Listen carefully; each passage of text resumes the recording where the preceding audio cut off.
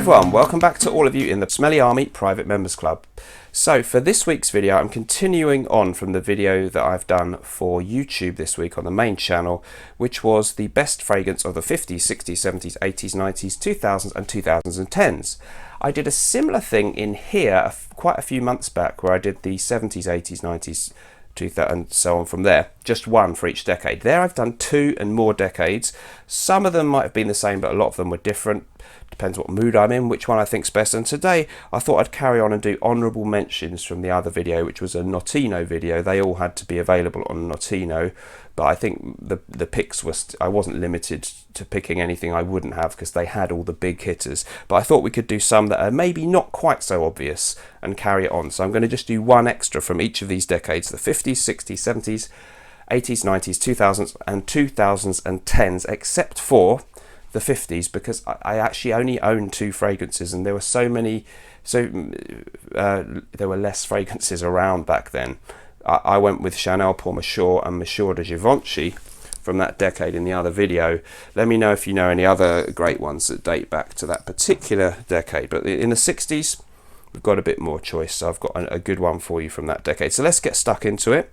Let me know, of course, what you thought about my picks in the comments below. So Capucci Pour Homme is my pick for the 60s, a real under the radar gem.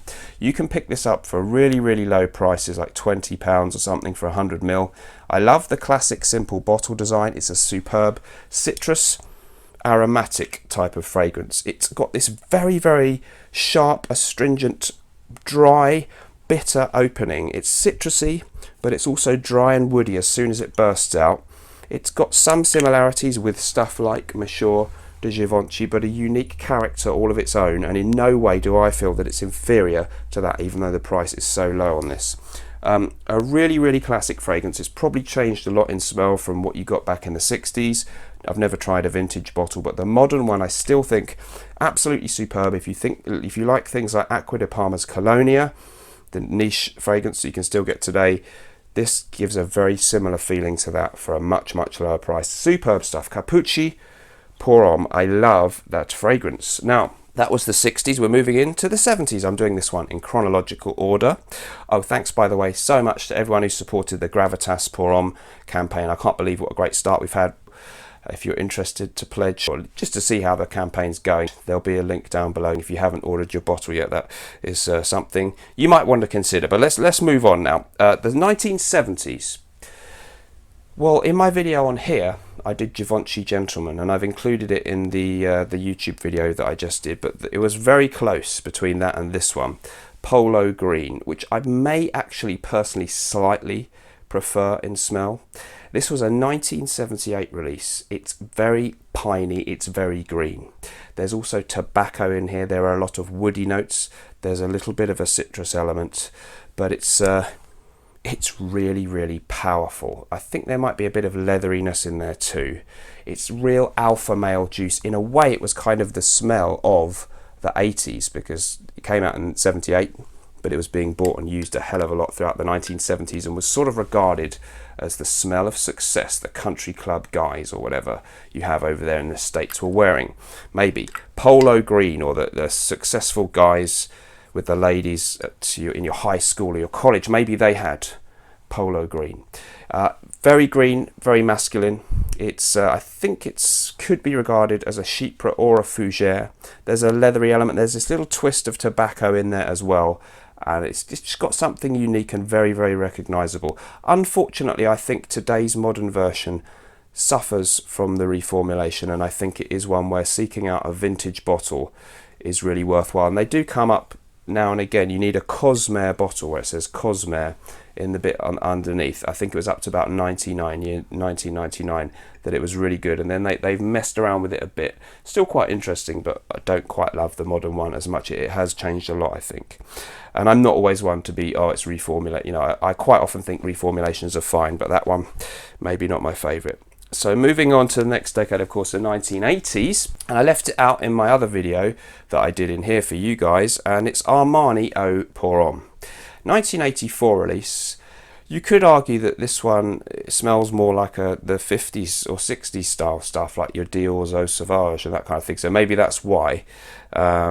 I didn't feel it represented the smell of the 80s, but it is great. It was released in 1984. A lovely combination of citrus, patchouli, some spices, herbal accords, and quite rich masculine woods underneath. Very, very pleasant lemony citrus opening. Does share quite a bit, actually, people say, in common with Dior's Eau Sauvage. It's sort of like the Armani version of that, but yeah, it's by no means identical. You can really tell a difference. And just an alternate take on that kind of masculine woody combined with citrus that's really, really classy, with a bit of an old-fashioned feel, but it's got elegance and sophistication still to this day. So Armani's Eau Pour Homme, again, the modern formulation I really like. I do happen to have the older formula there, but I can't tell a lot of difference. Let me know if you guys have that one. So of course that was the 80s. Next up, the 1990s. So I've gone with Dolce & Gabbana Pour Homme. This one, of course, many people do again prefer the version with the sticker. That's the vintage old Euro Italia made formula. You can now buy it made, I think, in the UK, or for a while it was Germany, might even be France now. I don't think the modern version actually is really so terrible as some people seem to think. I really like the modern version, but I will admit there is a noticeable difference, and if you can get the stickered one, hanging out on eBay is worthwhile to do that. So beautiful combination again of your kind of citrusy, aromatic opening type notes. Some herbaceousness in there. There's lemon, I think there's mandarin and or tangerine. Very crucially, there's a tobacco accord in there, but it's a very fresh tobacco leaf kind of accord. I think there's some vetiver and maybe cedar in the base.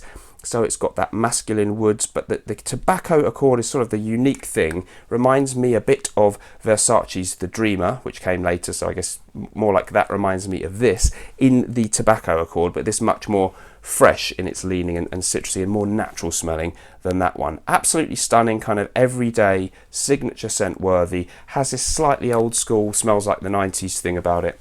Beautiful stuff. Dolce & Gabbana Pour Homme. A lot of people remember wearing and smelling that one in the 90s. Let me know if you're one of them, or if you're younger. Let me know if you're only 20 or something. We'd love to hear from you about how you got into the hobby and what you think about all these older ones. So that was the 90s. Then we moved into the 21st century, and I've gone for a real favourite of mine and probably many of you out there. Rive Gauche Pour Homme from Yves Saint Laurent. First released in 2003. Apparently under the creative directorship of Tom Ford, who also helped them to release M7, one of the first designer oud-based fragrances. So they were very creative at that time.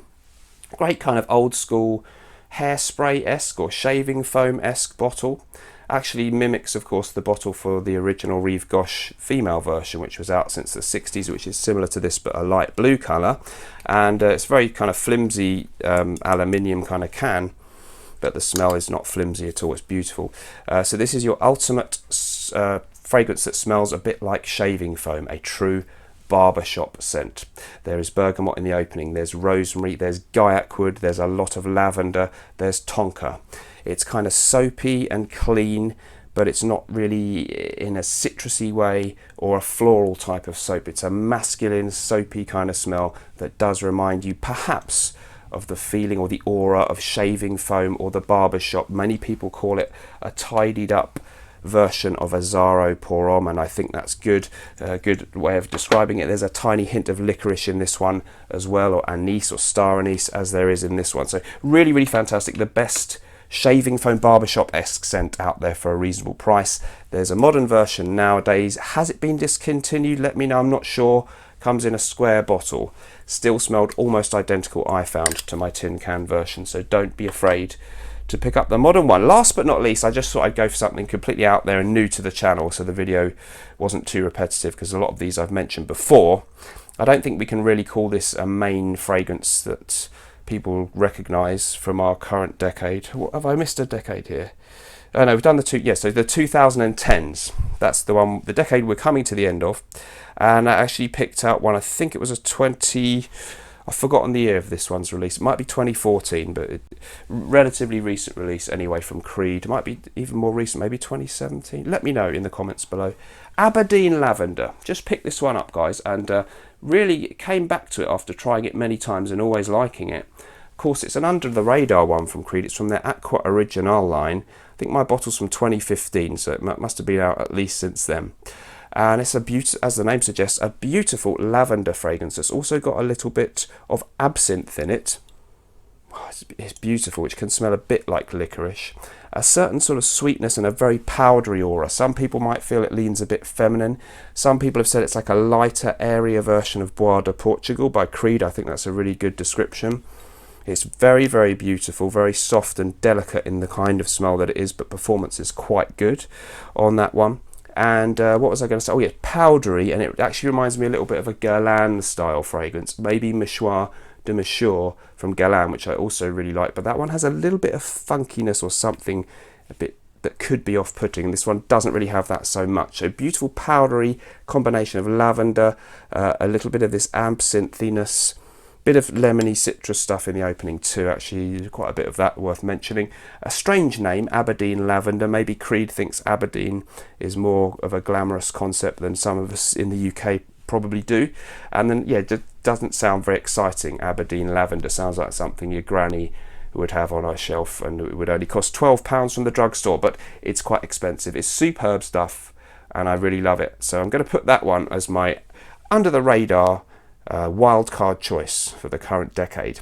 Guys, let me know what you thought of this extension of the other videos of best fragrances for the last 7 decades. I hope I didn't miss one. I think I got them all.